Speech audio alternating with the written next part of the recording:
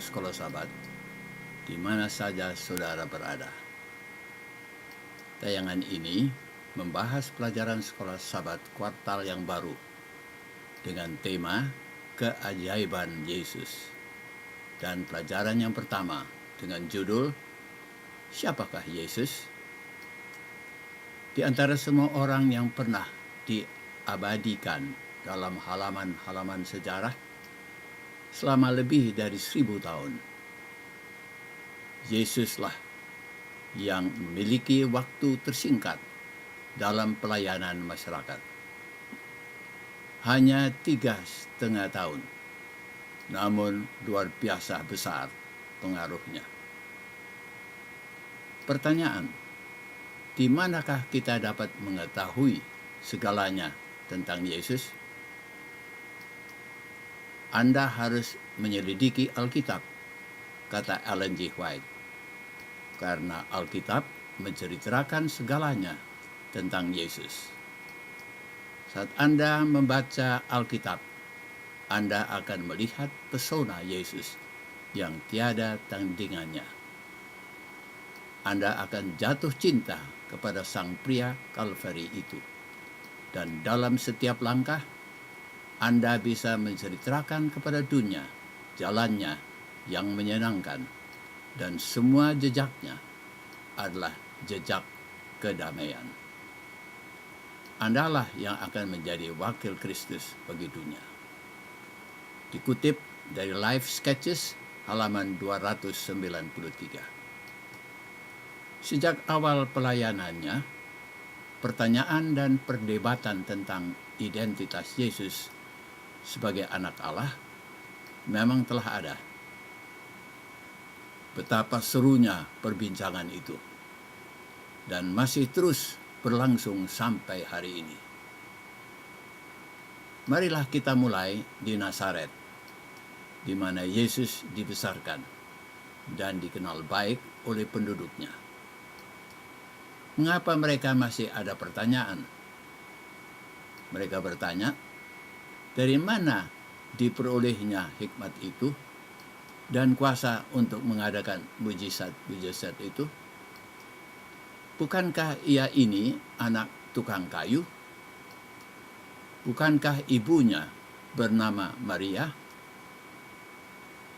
Matius 13 ayat 54 dan 55.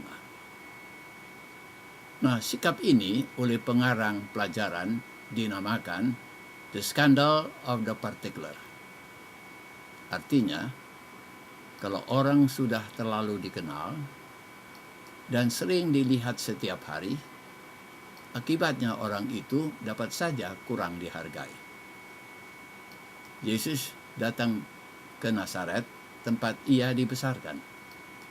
Dan menurut kebiasaannya pada hari Sabat, ia masuk ke rumah ibadat, lalu berdiri membaca dari Alkitab, kitab Nabi Yesaya. Setelah selesai membaca, ia duduk, dan mata semua orang dalam rumah ibadat itu tertuju kepadanya. Ia berkata, pada hari ini genaplah nas itu, sewaktu kamu mendengarnya. Lalu kata mereka, bukankah ia ini anak Yusuf? Dan kata Yesus lagi, sesungguhnya tidak ada nabi yang dihargai di tempat asalnya. Itu sebabnya Nabi Elia selama bahaya kelaparan memperoleh tumpangan pada seorang perempuan janda di Sarefat, di tanah Sidon. Nabi Elisa mentahirkan Naaman, orang Kusta, padahal ia orang Syria. Mendengar itu, sangat marahlah semua orang di rumah ibadat itu. Mereka menghalau Yesus keluar kota, hendak melemparkannya dari tebing gunung. Malaikat Tuhanlah menyelamatkannya. Warga kota Nazaret yang mempertanyakan identitas Yesus adalah warga mereka sendiri yang telah turut sejak semula dalam perdebatan tentang Yesus.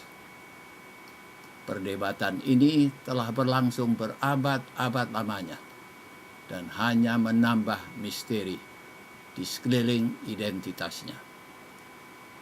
Siapakah sebenarnya Yesus itu? Inilah yang dikaji dalam pelajaran pekan ini.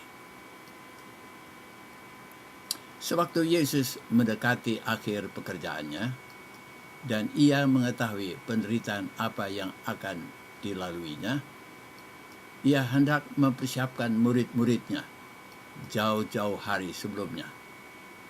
Untuk itu, ia menghantarkan mereka jauh ke sebelah utara di daerah Kaisarea Filipi yang masih dihuni oleh banyak orang kafir. Tempat itu sunyi dan aman dari gangguan-gangguan pengintai-pengintai dan musuh yang selalu mengikutinya untuk mencari-cari kesalahannya, dan orang banyak yang selalu mengerumuninya. Identitas serta misi Yesus gencar dipertanyakan orang banyak. Mengapa sampai dapat terjadi demikian?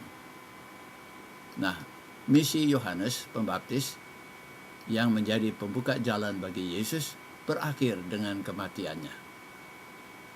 Orang banyak serta pengikut-pengikut Yesus tidak melihat tanda-tanda bahwa ia mempunyai rencana untuk menduduki tahta kerajaan Daud. Oleh karena itu, orang banyak serta pengikut Yesus berangsur-angsur mulai meninggalkannya. Yesus bertanya kepada murid-muridnya, kata orang, siapakah anak manusia itu?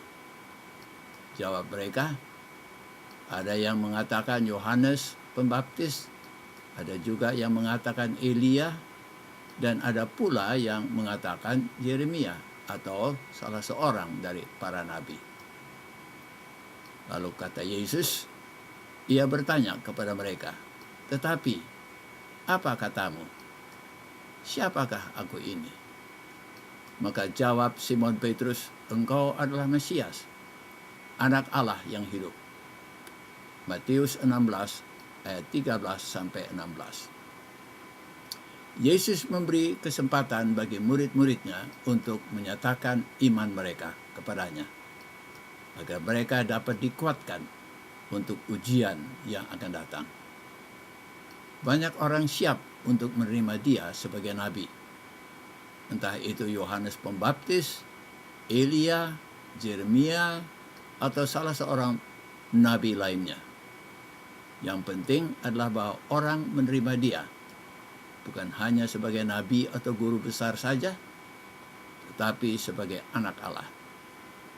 Supaya setiap orang yang percaya kepadanya tidak binasa, melainkan beroleh hidup yang kekal. Yohanes 3 ayat 16. Kitab Perjanjian Baru tidak berspekulasi tentang Yesus. Yang ditampilkan adalah Yesus sebagai anak Allah. Tetapi pada zaman pencerahan atau Enlightenment, sekitar abad 17 dan 18, terjadi suatu perubahan. Kitab Injil tidak lagi merupakan landasan pembicaraan mengenai Yesus. Gantinya, pandangan humanisme dan rasionalisme dan kapasitas berpikir manusia menjadi tolok ukur. Pada zaman itu, orang berusaha mencari bukti ilmiah untuk apa saja yang orang anggap sebagai kebenaran.